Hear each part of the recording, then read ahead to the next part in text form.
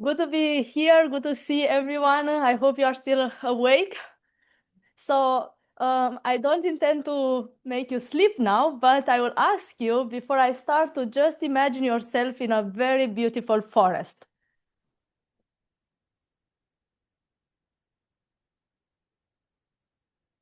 Yeah? So can you tell me how many trees are around you and species? Hard, easy? Yeah? 30. Okay. 50. Oh, wow, very diverse.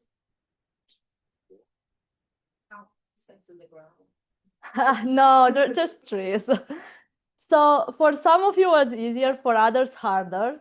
So by the end of this talk, we'll learn together more about tree species mapping and also assessing their health. So we all might know or heard that forest covers around 38% of European land, and in Europe are around 454 tree species, and out of these 168 are threatened. And if we look at this map, we see that the species richness peaks towards southern Europe.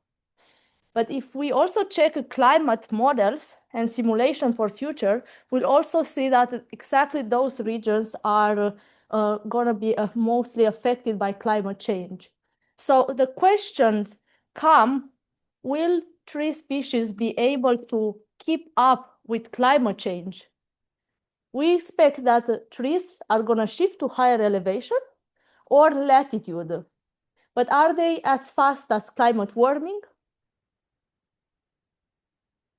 Well, we can see globally that mortality is increasing in all biomes, from tropical to boreal systems. And mortality is rather a complex process. So it's not as easy to assess it and forecasting. Clear examples might be this. That's an image from Germany.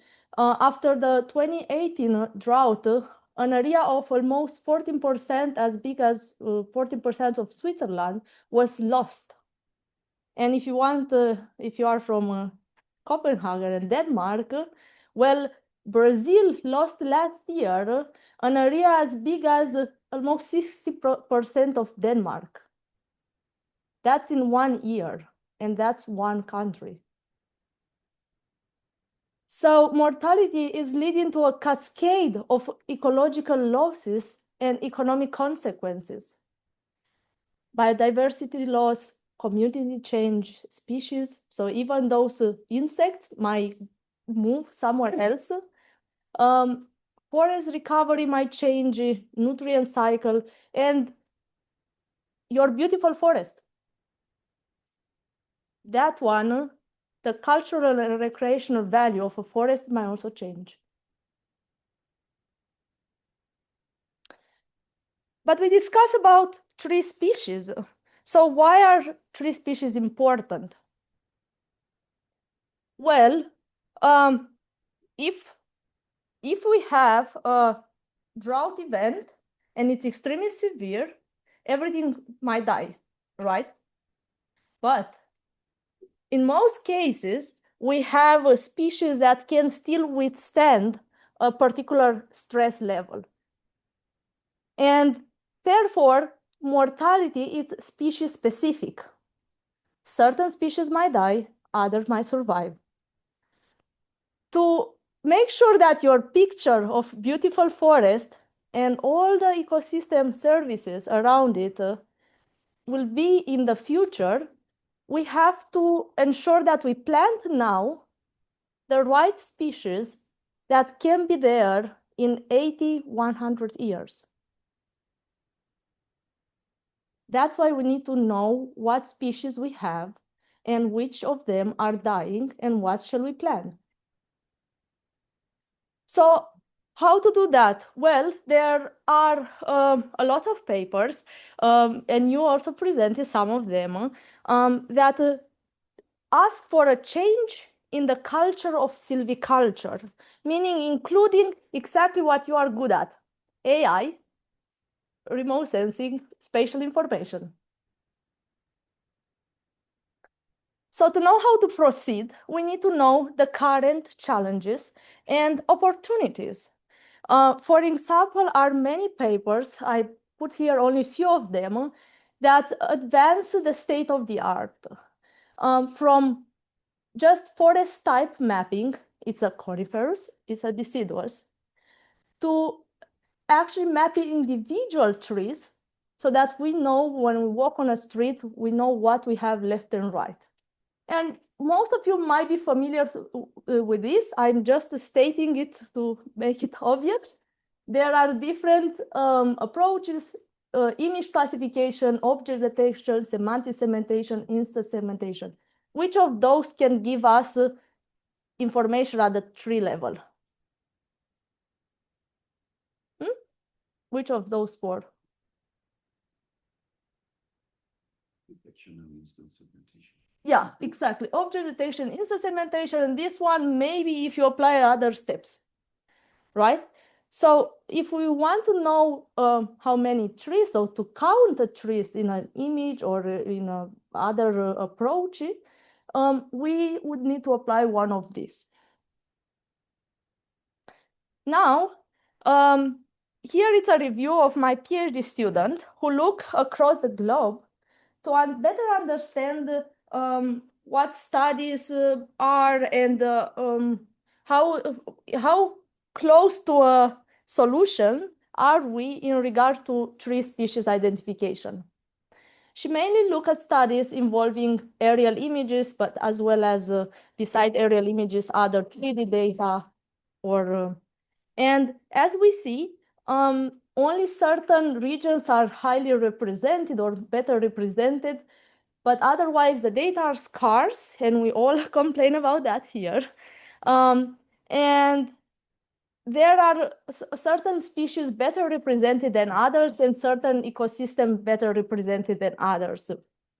So this highlights the need of a database for aerial images, eventually 3D data for individual trees. We talk today about satellite data. 10 meters in our temperate region is not a tree. Usually you have more than one tree within a pixel. So therefore, I initiated this database called TreeAI to advance tree species identification from aerial images using deep learning.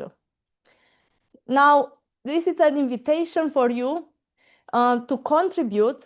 It's not a contribution only with data, but we also want to develop deep learning models, and your skills are highly needed.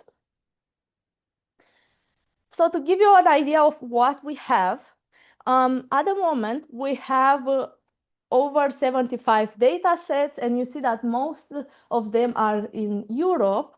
And why I'm highlighting this particular region, you see this green color. With this green color is shown actually the regions or countries that have high resolution aerial images. So there is a potential to scale this, but at the moment we need more data and we need people like you. The annotations look something like this. We have the aerial image and then the polygons.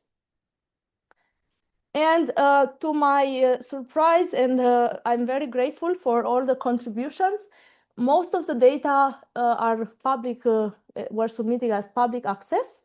But if you know someone who has data but has some privacy concerns, we also can only use the data for the deep learning models and never release them further.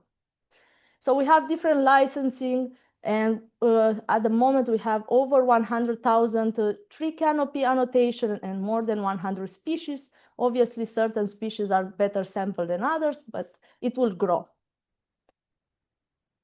So there is it's not deadline for submissions. So please submit data whenever you have something. And if you are interested to help, please drop an email.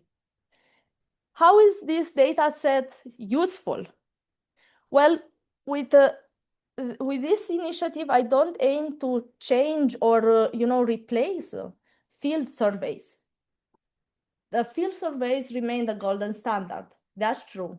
And this approach, it still has a lot of gaps and issues. But we aim to complement field surveys and to support the integration with other platforms such as Sentinel-2, JEDI, Planescope. And TreeAI can be a reference database and also can support the development of early warning systems. And you might ask, what's that? How? Yeah, well, I will make it a bit clear now. I use part of the data that I got from Switzerland for tree mortality, so labels that I mentioned, to train a deep learning model and then apply across a protected area to identify how many tree canopies are dead there, visibly dead. So in 2014, were around 300 dead trees. Can you guess how many were in 2020? Give me a number. 20,000. Yeah, something else?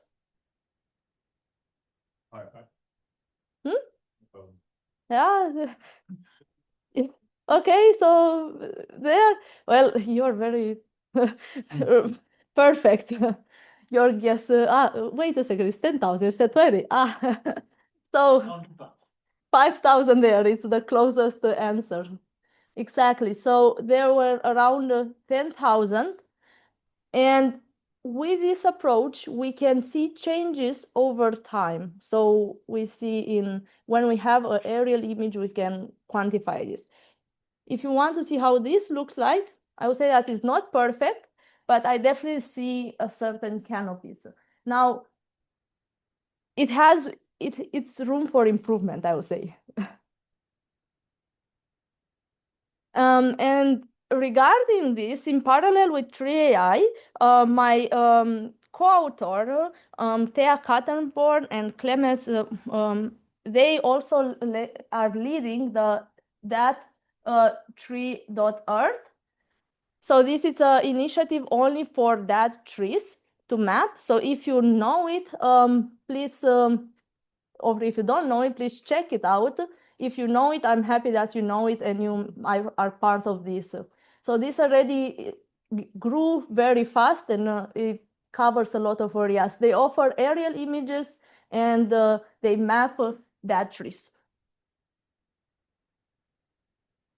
Based on his model, so Thea Kattenborn and Clemens, they train, well, their team, Thea's team, train a transformer model, and we apply their transformer model for the data in Switzerland. And as you can see, it can segment. So this is a segmentation approach. It segments quite well. It segments even branches if are spectrally similar to a dead tree. And we could quantify forest, standing dead wood for entire Switzerland. And this can be possible also for areas that you might know or have data. So now, how can you help us? So if you are interested in TreeAI, please feel free to scan this QR code. We are aiming to build a universal model, and we are aiming to build an open source database for aerial images, and maybe in the future we'll grow further towards LiDAR data. And at the moment, we need robust deep learning models because the labels are noisy, sparse, not enough. Then we need fusion approaches because it would be better to fuse aerial images with LiDAR or other data. And we want to assess changes over time. So we want to know what's happening and which species are affected over time.